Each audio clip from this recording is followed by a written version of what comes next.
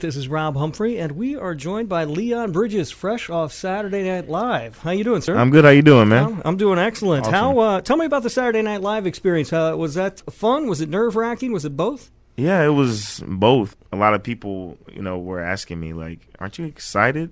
But I was a little bit, too nervous to really, be fully excited about it. Because it was almost like a rite of passage thing. Yeah, it was an amazing experience. It was a really fun vibe the whole night. Good. Yeah, that's a huge slot to get. How long ago did you find out that you were going to be playing? We found out probably like a week or two before we did it. Okay. And was it sort of out of the blue, or did you know you were being considered? It was kind of out of the blue thing. Okay. Yeah. So it totally surprised me that we got it before the year's over. When you're there, I picture that show whenever I watch it as just being some sort of weird organized chaos backstage in between while everything's happening, while it's going on. Is that particularly people yelling into walkie-talkies as everybody else? It's actually pretty chill. Of course everybody's busy but it's still very organized. Yeah. Pretty smooth. Yeah, they've been doing it for a long time over there. They probably got it down pretty well. Definitely. I want to talk about your sound a little bit and where that came from. You're a young guy, so where did you first glom onto this sort of retro, awesome soul sound that you have? Yeah, well, I've always, even as a kid, I love, soul music. I remember first seeing Remember the Titans and, singing in there, and that definitely planted a seed. But, as a kid, I mostly listened to what came on the radio, from Genuine to Usher and all those guys that were around the mid-'90s and 2000s. Soul music is something that I really didn't, pursue till later on in life as far as writing it. I wanted to do something more than just listen to it, and I wanted to try to create it in my own way. And so what I do is something that reflects the past, but it still comes out fresh, because it's 2015. Right, and it's coming from you right here in 2015, sure. You grew up in Fort Worth? Yes. Was it a very musical household? Was there always music on, anything like that? Anybody play? Not really. I mean, my mother, she loved to listen to a lot of Anita Baker, Babyface, Sade, and my dad, he loved Curtis Mayfield, Marvin Gaye, Otis Redding. My mother, she loved to sing, but it's something I really just kind of found for myself. Oh, wow. All right. And originally, you wanted to be a choreographer, I read. Yeah. And you were going to school for that? Yeah, I was going to a little community college in Fort Worth called Tarrant County College. I'm studying the foundations of dance, from ballet to African, modern, and jazz dance. That's cool. Yeah, your parents must be super excited for you right now. Yeah, they are, actually. I would imagine. But how did you end up making the leap then from being a choreographer to what you're doing now, which is a songwriter and a performer? Well, it was just that writing songs and singing was, it was a little bit more easier to express, and more accessible, because with dance, you can't easily get a dance gig like that, Right. So I was able to, easily go to open mic, and so I slowly started to, focus on just writing songs. Yeah, I guess that's true. Yeah, it's hard.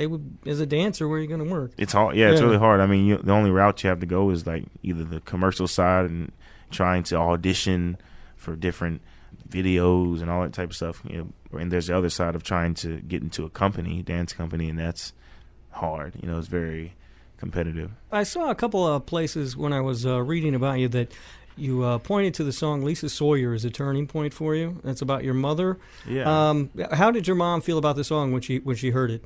It totally blew her away because she didn't know I was writing songs, and of course the song's about her, and I just wanted a way to honor her and my grandparents and just our kind of the family tradition. Right. She was totally surprised that I wrote a song for her and that I was writing songs. Well, that's good. Yeah. In an odd way, I feel like my mom would be mad at me. Like, why you write a song about me? That's embarrassing. But she was okay with it. No problem. Okay. So your writing process, let's talk a little bit about that then. Where do you find sort of your inspiration for songs from? Where does that come from for you? I mean, it comes from all over. Just really living everyday life, and a lot of past experiences.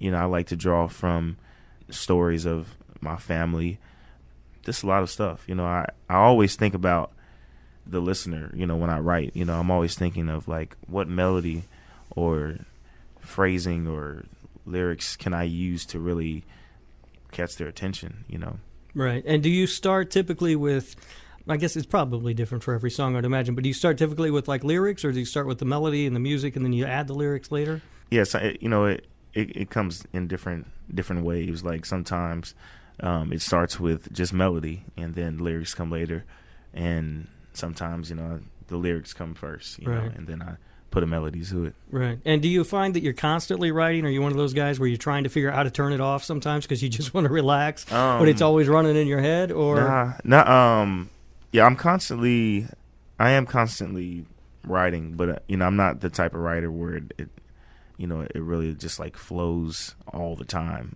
Sometimes I'm stumped on on lyrics or songs, but for me, I love jotting down ideas and writing songs. Right. It's been quite a year for you, I would imagine. The story is pretty well known by now. You were washing dishes, a year and a half ago at this point, and now you're playing Saturday Night Live. What's been the coolest experience of the entire trip for you? Man. Aside from coming in here to talk to me, I know that's got to be right up there in the Mount Rushmore moments, but other than that. This is the top one. Yeah. Man, I guess I'd have to say, yeah, Saturday Night Live was the biggest one. I don't know. Yeah, I've done a lot of amazing things this whole year, but Saturday Night Live was my favorite. Just I don't know, just that confidence of my set. Those two songs, I was really confident in delivering those, and so and like meeting all the cast, and a lot of those guys are my heroes. It's just crazy. Just right. Being there, so surreal. Did you get a chance to meet Ryan Gosling? Yeah, definitely. Nice guy? Yeah, nice guy. Good. Yeah, we got to talk to him for a little bit. He's real nice. Yeah. Even met his sister. She's real nice too. Did you, have you, as you've come up, have you met any of sort of like your heroes or people that you really looked up to? Yeah, definitely. I've met Bill Withers, John Legend, Bernard Purdy. Smokey Robinson. Oh wow! A lot of greats. Yeah. And it's just crazy. My whole life, I never thought that I'd ever be in the same company with those people. Right, and it has to be. I would imagine it has to be pretty exciting for them too to see a young guy who's carrying on the sort of carrying the torch, sort of that they got started a while back. Yeah, and that's a cool thing, because a lot of people can overcomplicate things and ask a lot of questions to why somebody's bringing back retro music. But like, if like Sam Cooke or Otis Redding were still living, they'd be happy that a young black man is bringing back what they were doing, right. And not saying that I'm doing anything like them. It's still my own thing, but I'm just taking something that's not new and right. really letting it out my own way. Yeah, sort of carrying on that tradition. All right, cool. Thanks for coming in, Leon. I appreciate it. We appreciate you playing the show for us tonight, too. Looking forward to that. It's going to be a good time. Leon Bridges, thanks. Thank you.